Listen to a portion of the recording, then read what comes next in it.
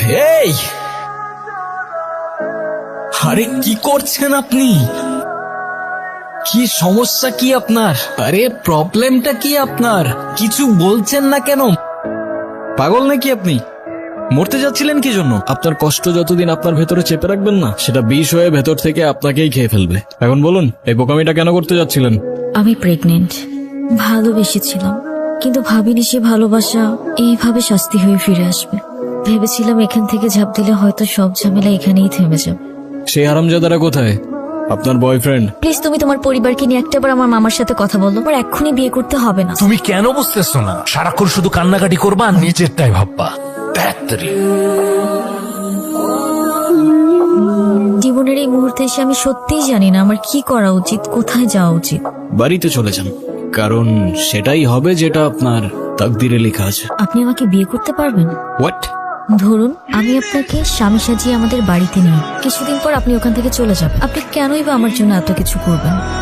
Sorry. আচ্ছা চলেন, আসেন আসেন, আর ভেবে লাভ নেই। পানি খাবো।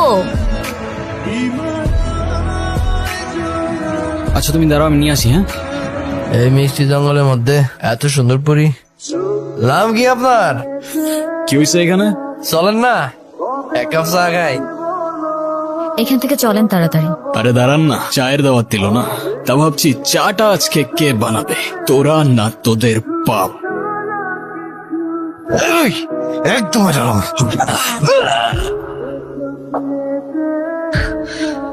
কিরে, লিকারটা কেমন ছিল? ভাই কি হয় আপনার?